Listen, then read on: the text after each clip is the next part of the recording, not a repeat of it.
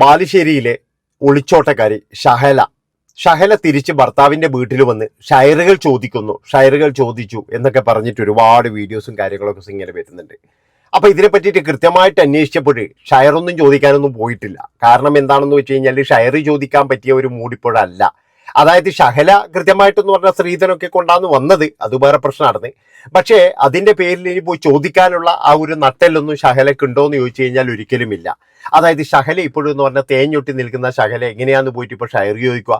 ഉള്ളത് കിട്ടിയത് എത്രയാന്ന് ഇപ്പോഴും 13 പവനങ്ങാട്ട് എടുത്തിട്ടാണ് പോയത്. ആ 13 കൊണ്ട് രക്ഷപ്പെട്ടോളൂ എന്നല്ലാതെ ഇനി പോയിട്ട് അവിടെ പോയിട്ട് എൻ്റെ ഷെയർ വേണമെന്ന് പറഞ്ഞു കഴിഞ്ഞാൽ ചിലപ്പോൾ ആട്ടാന്ന് വെച്ച് കിട്ടുക.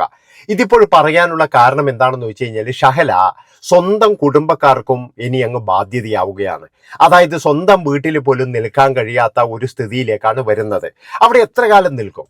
അതായത് ഉമ്മയും ബാപ്പയും ഉണ്ടെങ്കിൽ അവരെത്ര കാലം ചോറ് കൊടുക്കും? അതാണ് എനിക്ക് ചോദിക്കാനുള്ളത്. ഇപ്പൊ അവരുടെ സഹോദരനായിരിക്കാം ഉമ്മയ്ക്കും ബാപ്പയ്ക്കൊക്കെ ചോറ് കൊടുക്കുന്നത്. അപ്പൊ അവര് എത്ര കാലം ഈ ഷഹലയെ കൂടി സഹിക്കും? അതുമാത്രവുമല്ല, ഇതുപോലെയുള്ള പ്രോബ്ലത്തിൽപ്പെട്ട് വന്ന ഷഹലയെ ഒരു കാരണവശാലും സഹോദരന്റെ ഭാര്യയോ അല്ലെങ്കിൽ മറ്റുള്ള ബന്ധുക്കളോ സ്വീകരിക്കുമെന്ന് എനിക്ക് തോന്നുന്നില്ല. ആട്ടിപ്പുറത്താക്കുക തന്നെയാണ് ചെയ്യുക. അത് നമുക്കറിയുന്ന കാര്യം തന്നെയാണ്. അപ്പോഴും പോയിട്ട് എൻ്റെ ഷെയർ വേണം എന്ന് പറഞ്ഞു കഴിഞ്ഞാൽ സ്ഥിതി എന്തായിരിക്കും? അത് അതിലും വലിയൊരു പ്രശ്നമാകുന്ന ഷഹലക്ക് കൃത്യമായിട്ട് അറിയാം. ഏതായാലും ഈ ഒരു പ്രശ്നങ്ങൾ തീരുന്നത് വരെ, ചിലപ്പോഴെന്ന് പറഞ്ഞു കഴിഞ്ഞാൽ ഈ ഒരു മാസം വരെ ഇങ്ങനെ അങ്ങ് പോകും. പക്ഷെ അടുത്ത മാസം മുതൽ അഭിമുഖീകരിക്കേണ്ടി വരുന്നത് വലിയ ദുരന്തത്തെ തന്നെ ആയിരിക്കും. അപ്പോഴാണ് ഷഹല ശരിക്കും പറഞ്ഞു കഴിഞ്ഞാൽ പെട്ടുപോകുന്നതെന്ന് ഞാൻ പറയുള്ളൂ. അതായത് ഒരാൾ പോലും തിരിഞ്ഞു നോക്കാനില്ലാതെ ഒരു ബന്ധുക്കൾ പോലും അടുപ്പിക്കുന്ന എനിക്ക് തോന്നുന്നില്ല. അങ്ങനെ ഇരിക്കുമ്പോഴാണ് ഷഹല കൃത്യമായിട്ട് പെട്ടുപോകുക. ഇപ്പോഴൊന്നും അതിന്റെ വിഷമം മനസ്സിലാവില്ല. കാരണം എന്താ വെച്ചാൽ ഇപ്പം ആ ഓടിയതിന്റെ ക്ഷീണത്തിൽ ശരിക്കും നല്ല രീതിയിൽ ഉറങ്ങുന്നുണ്ടാകും. കാരണം കുറെ ദിവസം എന്ന് പറഞ്ഞു കഴിഞ്ഞാൽ ഇവിടുന്ന് മാറി നിന്നതല്ലേ. അപ്പൊ വീട്ടിലെ സുഖമോ കാര്യങ്ങളോ ഒന്നും ഉണ്ടാവില്ല. വളരെയധികം മോശപ്പെട്ട അവസ്ഥയിൽ തന്നെയായിരിക്കാം ചിലപ്പോഴും എന്ന് പറഞ്ഞു കഴിഞ്ഞാൽ കിടന്നുറങ്ങിയിട്ട് വരെ ഉണ്ടാവുക. ആ ഒരു സമയത്തുള്ള ടെൻഷനും വിഷമവും എല്ലാം എന്ന് പറഞ്ഞു കഴിഞ്ഞാൽ പിടികൂടിയതോട് കൂടിയിട്ട് ആ ഒരു വിഷമം കുറെ തീർത്ത് കിട്ടിയിട്ടുണ്ടാകും. പിന്നെ വേറൊരു കാര്യം എന്ന് പറഞ്ഞു കഴിഞ്ഞാൽ ഈ റാഫി എന്ന് പറയുന്നവൻ ഏത് തരത്തിലാണ് ഭീഷണിപ്പെടുത്തിയത്, അല്ലെങ്കിൽ എങ്ങനെയാണ് അയാൾ ഭീഷണിപ്പെടുത്തുന്നത്, എങ്ങനെയാണ് മറ്റുള്ള സ്ത്രീകളെ പോലും അയാൾ ഭീഷണിപ്പെടുത്തുന്നത് എന്നുള്ള ഇതിലൊക്കെ എന്ന് പറഞ്ഞു കഴിഞ്ഞാൽ അന്വേഷണം ആരംഭിക്കണം എന്നാണ് എനിക്ക് പറയാനുള്ളത്. ഇനിയൊരു പ്രവാസിയുടെ ഭാര്യമാർക്കും ഇതുപോലെ സംഭവിക്കാൻ പാടില്ല. പ്രവാസിയുടെ ഭാര്യ മാത്രമല്ല, നാട്ടിലുള്ള ഒരു ഭാര്യമാർക്കും ഇതുപോലെ സംഭവിക്കാൻ പാടില്ല. അതായത് ഇവന്റെയൊക്കെ കൂടെ എന്ന് പറഞ്ഞാൽ ഇവനെ പോലെയുള്ള ആൾക്കാരുടെ കൂടെ ആൾക്കാരോട് സംസാരിക്കാൻ പോലും പെണ്ണുങ്ങൾ ഭയക്കണം എന്നാണ് എനിക്ക് പറയാനുള്ളത്. അതുകൊണ്ട് കൃത്യമായിട്ട് ഇവനെ പോലെയുള്ള ആൾക്കാരുടെ മുഖംമൂടികൾ തുറന്ന് കാണിക്കുകയാണ് ചെയ്യേണ്ടത്. അങ്ങനെ തുറന്ന് കാണിച്ചു കഴിഞ്ഞാൽ ഒരുപാട് ആളുകൾ രക്ഷപ്പെടും. ഇപ്പൊ നമ്മുടെ നാട്ടിലൊക്കെ എന്ന് പറഞ്ഞു കഴിഞ്ഞാൽ ഇതുപോലെയുള്ള കേസിലൊക്കെ പെട്ട ആൾക്കാരെ കാണുമ്പോഴേ അവരോട് മിണ്ടുമ്പോൾ ശ്രദ്ധിക്കണേ, അവൻ ഇങ്ങനെയുള്ള കാര്യങ്ങളിലുള്ള പെട്ടവനാണ് എന്ന് നമുക്ക് എല്ലാവരും നമ്മൾക്ക് തന്നെ മനസ്സുകൊണ്ട് നമുക്കൊരു നിയന്ത്രണം വരും. അതുപോലെയായിരിക്കണം ഈ റാഫിയെ പോലെയുള്ള ആൾക്കാർ ഇനിയും പല നാടുകളിലുണ്ട്. അവരൊക്കെ എന്ന് പറഞ്ഞു കഴിഞ്ഞാൽ കണ്ടുപിടിച്ചതിന് ശേഷം എന്ന് പറഞ്ഞാൽ നിങ്ങളുടെ സ്വന്തക്കാർക്കും നിങ്ങളുടെ ഭാര്യമാർക്കും നിങ്ങളുടെ സഹോദരിമാരോടൊക്കെ പറയണം, ദാ ഇവനോട് സംസാരിക്കുമ്പോൾ സൂക്ഷിക്കണേ, നിങ്ങൾക്കൊന്നും അറിയാത്ത പല കാര്യങ്ങളും അവൻ്റെ ഉള്ളിലുണ്ട്, അവൻ ഭയങ്കരമായിട്ടുള്ള പ്രശ്നക്കാരനാണ് എന്ന് കൃത്യമായിട്ട് നിങ്ങൾ പറഞ്ഞു കൊടുക്കുകയാണ് വേണ്ടത്. ഇനി അടുത്തത് തന്നെ ഈ ഷഹലയുടെ കാര്യത്തിലേക്ക് വന്നു കഴിഞ്ഞാൽ അവർ ഒളിച്ചോടി എന്നുള്ള കാര്യത്തിൽ യാതൊരു സംശയവുമില്ല. അവർ ഒളിച്ചോടുകയും ചെയ്തു. അതുപോലെ തന്നെ എന്ന് പറഞ്ഞാൽ സ്വർണ്ണാഭരണങ്ങളും കാര്യങ്ങളൊക്കെ കൊണ്ടുപോവുകയും ചെയ്തു. പക്ഷെ ഈ സ്വർണ്ണാഭരണങ്ങളും ഇതൊക്കെ എന്താണ് ചെയ്തത്? അത് ഈ റാഫി എന്ന് പറയുന്നവൻ എടുത്തിട്ടുണ്ടോ, അല്ലെങ്കിൽ അത് അവരുടെ കയ്യിൽ തന്നെയുണ്ടോ എന്നുള്ള രീതിയിലും ഒരു അന്വേഷണം നടത്തണമായിരുന്നു. അതാണ് വേണ്ടത്. ഒരിക്കലും എന്ന് പറഞ്ഞു കഴിഞ്ഞാൽ ആ പൈസയും കൊണ്ട് റാഫി എന്ന് പറയുന്നവനെ രക്ഷപ്പെടാൻ അനുവദിക്കരുത്. ഇപ്പോഴും റാഫി എന്ന് പറയുന്നവന് യാതൊരു പ്രശ്നം ഉണ്ടാവില്ല. അതാണ് നിങ്ങൾ മനസ്സിലാക്കേണ്ടത്. ഓനിപ്പോ ഓന്റെ സ്വന്തം വീട്ടിൽ കയറിയിട്ടുണ്ടാവും.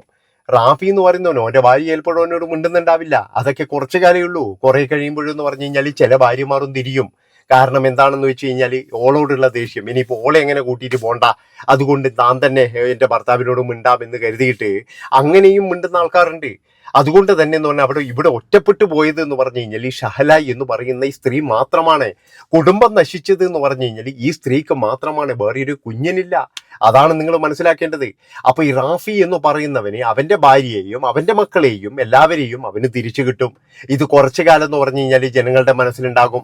കുറെ കഴിയുമ്പോഴെന്ന് പറഞ്ഞു കഴിഞ്ഞാൽ ഇതും പോകും. അത്രയേ ഉള്ളൂ.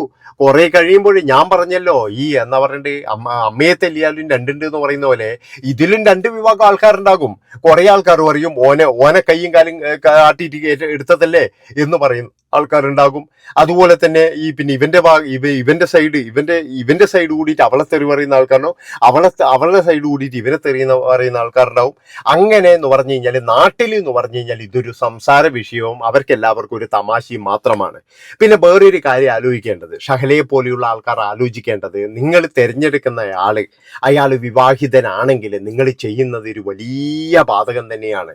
കാരണം എന്താണെന്ന് വെച്ച് കഴിഞ്ഞാൽ ആ ഒരു സ്ത്രീയെ പ്രസവിച്ച് കിടക്കുന്ന ഒരു സ്ത്രീയാണെന്ന് പറയുന്നത് ഇവന്റെ ഭാര്യ. ആ ഒരു ഭാര്യയെ വരെ എന്ന് പറഞ്ഞു കഴിഞ്ഞാൽ ശരിക്കും ഒരു സ്ത്രീ എന്ന നിലയിൽ ഷഹലയല്ലേ ഇതിൽ ഏറ്റവും വലിയ കുറ്റം ചെയ്തത്.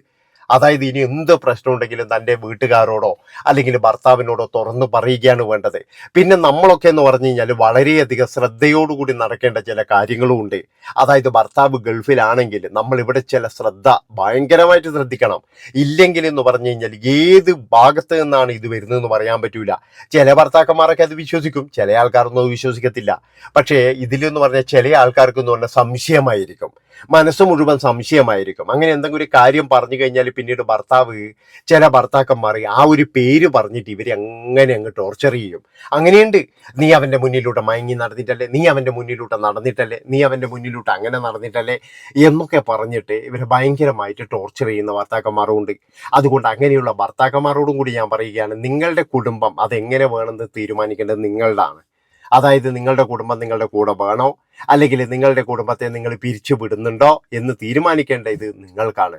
അതുകൊണ്ട് എല്ലാ കാര്യങ്ങളും കേട്ടതിന് ശേഷം നമ്മുടെ കുടുംബത്തിന് യോജിച്ച തീരുമാനം മാത്രം എടുക്കുക. ഇനിയിപ്പോൾ സ്വത്തിൻ്റെ കാര്യം അന്വേഷിച്ച് വന്നു കഴിഞ്ഞാൽ ഒരിക്കലും വരുമെന്ന് എനിക്ക് തോന്നുന്നില്ല. കാരണം എന്താണെന്ന് വെച്ച് കഴിഞ്ഞാൽ ആ കുട്ടി ഇനിയിപ്പോഴെന്ന് പറഞ്ഞാൽ വളരുന്നത് വരെ അതിന് പ്രായപൂർത്തിയാകുന്നവരെയും ഉപ്പാൻ്റെ കൂടെ തന്നെയായിരിക്കും. പിന്നീട് ചിലപ്പോഴെന്ന് പറഞ്ഞാൽ അതിനെന്തെങ്കിലും ഒരു മനസ്സ് തോന്നിയിട്ട് ചിലപ്പോഴെന്ന് പറഞ്ഞാൽ ഉമ്മാൻ്റെ അടുത്തേക്ക് വരുമായിരിക്കാം. വരില്ല എന്നൊന്നും പറയാൻ കഴിയില്ല. കാരണം എന്താണെന്ന് വെച്ച് കഴിഞ്ഞാൽ കുറേ വർഷങ്ങൾ കഴിയുമ്പോൾ ഇതൊക്കെ ഒരു എന്താ പറയുക ചെറിയൊരു തെറ്റായി പോയി, ശരിയാണ്. ആ തെറ്റ് ചിലപ്പോൾ മകൻ പുറത്തു കൊടുക്കും, ചിലപ്പോൾ പുറത്തു കൊടുക്കും. കാരണം പെറ്റമ്മയല്ലേ എന്ന് കരുതിയിട്ട് മകൻ പുറത്തു കൊടുക്കും എന്നാണ് എനിക്ക് തോന്നുന്നത്. അങ്ങനെ പല സ്ഥലങ്ങളിലും അങ്ങനെ സംഭവിച്ചിട്ടുണ്ട്. അതായത് ഒളിച്ചോടി കഴിഞ്ഞതിന് ശേഷം തന്നെ മക്കൾ വളർന്നപ്പോൾ അവരെ കാണാൻ പോയി അവർക്ക് ആവശ്യമുള്ളതൊക്കെ കൊടുക്കുന്ന ചില മക്കളൊക്കെ ഉണ്ട്. അവിടുന്ന് ചെറിയൊരു തെറ്റല്ലേ ചെയ്തത് എന്നൊക്കെ വിചാരിച്ചിട്ട് അന്ന് വേണമെങ്കിൽ അച്ഛനെ ക്ഷമിക്കാമായിരുന്നു എന്നൊക്കെ പറയുന്ന ആൾക്കാരൊക്കെ ഉണ്ട്. അതായത് എനിക്കെന്നെ അറിയുന്ന ഒരു സംഭവം ഉണ്ടായിരുന്നു. ഒരാൾ ഇതുപോലെ പണ്ട് ഒരു 90 കാലഘട്ടത്തിലാണ്. ആ 90 കാലഘട്ടത്തിൽ ഇതുപോലെ അയാളുടെ ഭാര്യയെ പിടിക്കുന്നു, മറ്റൊരാളുമായിട്ട് അയാൾ പിടികൂടിയത്. അവസാനം ആ ഭാര്യയെ ഡിവോഴ്സ് ചെയ്തിട്ട് അയാൾ വേറെ കല്യാണം കഴിക്കുന്നു. പക്ഷേ വർഷങ്ങൾ കഴിഞ്ഞപ്പോൾ ഈ 2 മക്കളും അമ്മയുടെ കൂടെയായി എന്നുള്ളതാണ്. കാരണം എന്താ വെച്ചാൽ അച്ഛനെ വിട്ടുപോയി അവിടെ നിന്ന്. ഈ ഒരു ചെറിയൊരു ഈ പ്രശ്നം, അതായത് ഒരാളുമായിട്ട് എന്തോ ഒരു പ്രശ്നമുണ്ട് എന്ന് ആരോ പറഞ്ഞു കൊടുത്തു.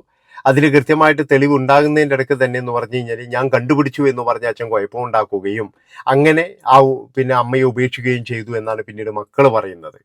ഏതായാലും അങ്ങനെയുള്ള ഒരുപാട് സന്ദർഭങ്ങളുണ്ട്. അതുകൊണ്ടാണ് പറയുന്നത് ഇതൊന്നൊരു ശാശ്വതമല്ല. ചിലപ്പോൾ ഈ ചെറുക്കൻ തിരിച്ചു വരും കുറേ വർഷം കഴിയുമ്പോൾ. അപ്പോൾ സ്വത്ത് ചോദിച്ചിട്ടൊന്നും അങ്ങനെ പോയി എന്ന് എനിക്ക് തോന്നുന്നില്ല, പോയിട്ടും ഉണ്ടാവില്ല. അതിപ്പോഴും വെറുതെയെങ്കിലും ആൾക്കാർ ഇങ്ങനെ കുറേ ഇളക്കി വിടുന്നതാണെന്നാണ് എനിക്ക് തോന്നുന്നത്. അപ്പോൾ ഇത്രയും പറഞ്ഞുകൊണ്ട് ഈ ഒരു വീഡിയോ വിളിച്ച് വൈൻഡപ്പ് ചെയ്യാണ്. ഇഷ്ടപ്പെട്ട് കഴിഞ്ഞാൽ എല്ലാവരും ചാനൽ സബ്സ്ക്രൈബ് ചെയ്യാൻ മറക്കല്ലേ. നന്ദി, നമസ്കാരം.